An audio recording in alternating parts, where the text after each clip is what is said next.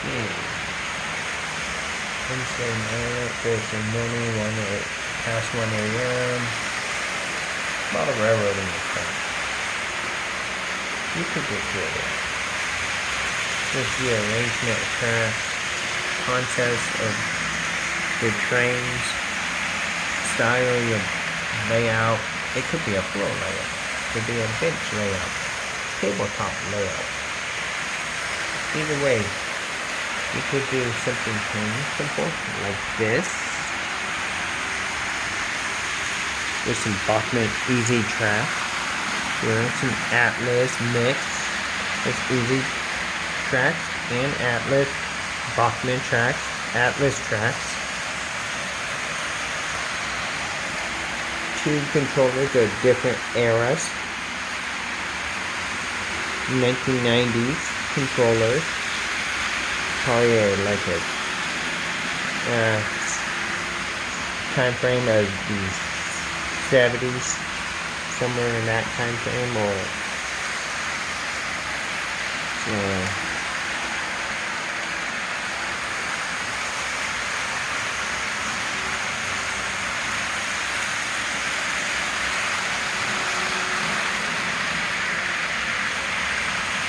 you can get creative, put different style of tracks, use whatever you can to elevate your track. Here, you can have different type of scenery, houses, poles, people, cars, street signs. You can have random mix of different views of your building, wherever you want it. You could follow the basic HO layout guides and have fun. So these locomotives, the SD60M and the SD70M, they have the, I want to say DCC in them, but I'm running DC. So these locomotives are well enough, they can run on DC without any issues. So the Union Pacific SD60M is a Lifelike Proto 2000. The SD70M is a Athearn Genesis. And the GP60 is a Athearn Blue Box. The Santa Fe GP9M is a Walters train line. And the GP35 is a Athearn Blue Box. And the F7 is a Bachmann. So you can have different type of trains of different brands running on the tracks. It doesn't matter whether if it's a particular brand, as long as the style of your trains can meet the era you're wanting to model and run the type of era of trains you want. My era is running from the basically of the post-war all the way to the mid-90s, right before the mergers of the railroads.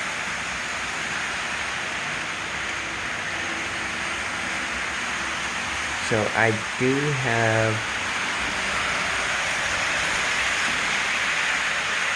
on the set, or my collection as well too, I have the Chelsea System, aka CSX, Santa Fe, Amtrak, Burlington, Montana Railway,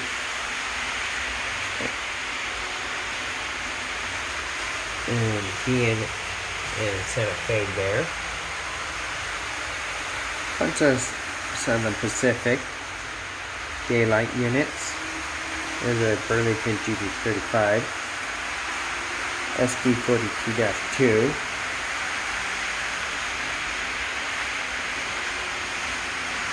So you could just basically go around and model whatever you want. So these three steamers here, Union Pacific, Santa Fe, no, Santa Fe's right here, New York Central.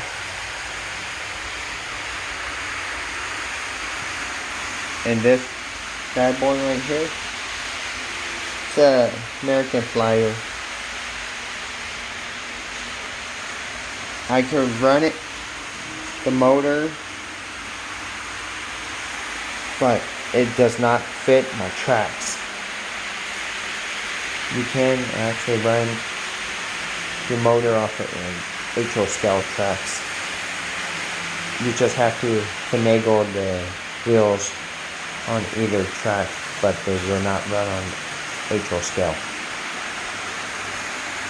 You can use controllers to run American Flyers, as long as it can generate the power you need to actually run that size scale. So you can add like a multi layout structure of tracks you want. You could get creative, put a switch track in. You could have a big passing track, a simple oval, circle, any type of style of tracks you want to do. Bridges, tracks up and over, tunnels. You can do whatever you want. It's your layout. No one's not telling you how to do it. When you're doing model railroad, just keep in mind the prices of model trains are more than what you would think they'd be.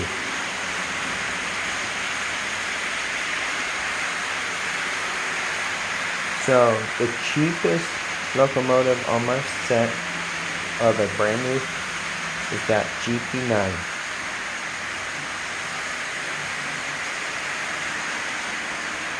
So majority of all my locomotives were second hand or passed down from family.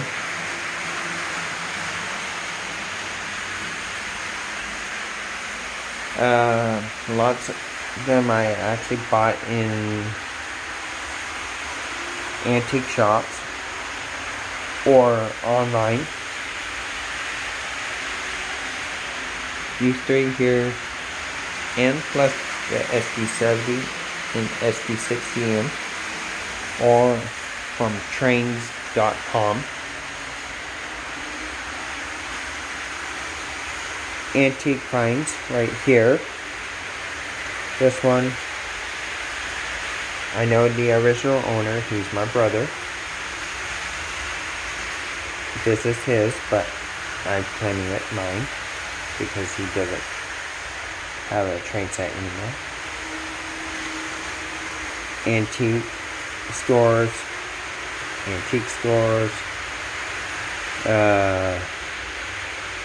family, store-bought, antique shops, antiques.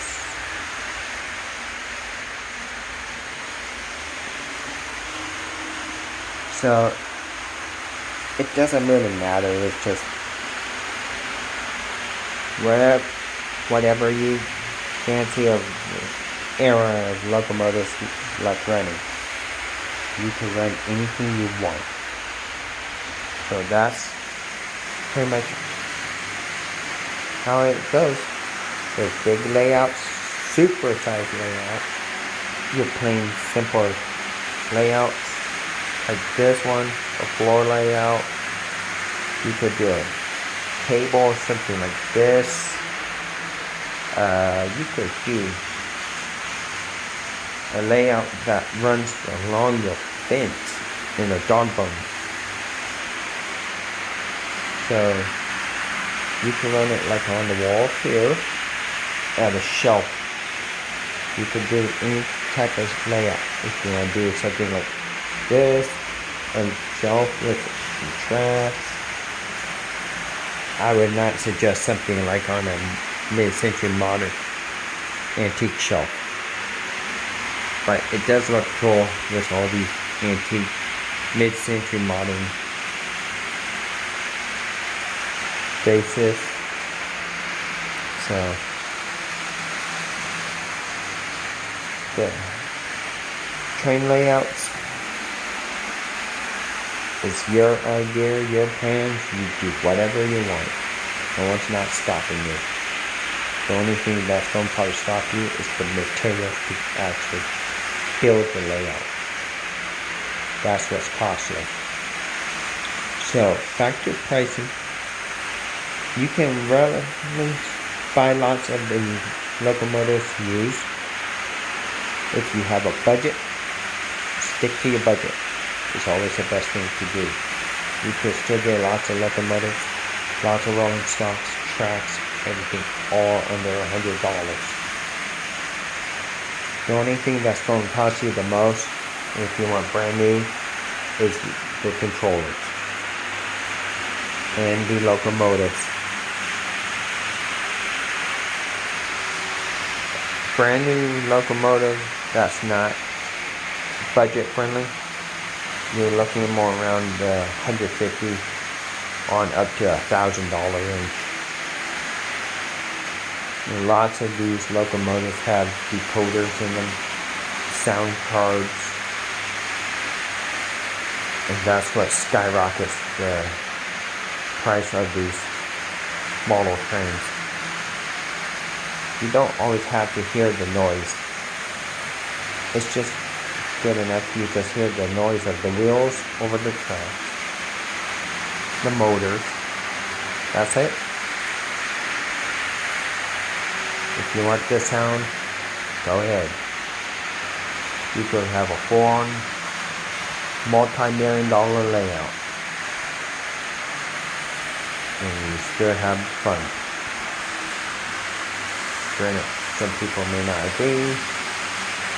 Some people may not see the idea of the fun model railroading is. There's so much you can do with it. You can actually make lots of videos, Instagram clips, TikTok clips. You could make a random video like I am. Just explaining model railroading, the fun of it. The aspect of it is to have fun. Don't try to burn up your motors. It's so easily to do so if you run your train at full power. Long cars, heavy cars, one locomotive, it would burn the motors up. So it may be best to run multiple units on a 20-car train, 30-car train, or more. Even if you have a 10-car train, it's a-okay to run multiple units. Because certain locomotives are not meant for more than 10, 20 cars. So, and it's more stress. So it's best to put multiple units together to ease up the power. You may take more power and use them off the controller. And to connect your trains, lots of these are mixed couplers too. You could have cars with both couplers on them, knuckle and horn hooks. These locomotives are running. Right here, DP60 has horn hooks couplers. the SD, and both SDs have knuckle couple. You can couple them together. You just have to be mindful about the height of the couplers and your tracks. A little bump in the track where it depends on your locomotive being separated from each other. Make sure your knuckles are pretty much engaged and aligned with pretty much every coupler there is. But there's tools you can do and the correct gauge. There's different type of brands or couplers. Like on my set, I'm running Bachmann Easy couplers and the Kenny coupler and the generic horn cuts.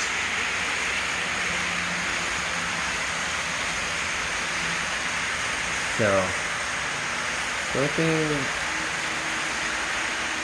Amazon, online markets, train manufacturer websites for model trains, and look at what they have. So,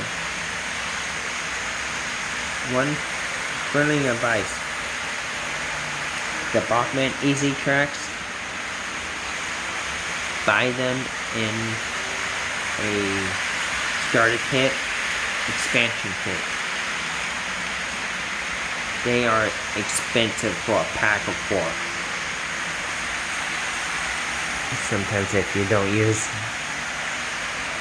newer rail joiners, then your tracks can't easily separate if they're not brand new. If they're worn, they don't hold the tracks, and you lose power, your train will derail. So one switch for easy coupler I find online will be running near $50. An Atlas switch in the neighborhood of 10 to $20.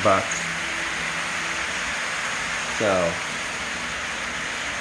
if you go to these modern railroad websites, you can find them at a reasonable price. So keep modern railroad alive, keep prices where you want them, keep a budget, and you could easily stay under your budget as well. So that's what you want to say. Keep on having fun, play with model trains, and just have all the fun you want. Keep on going with it. Thank you.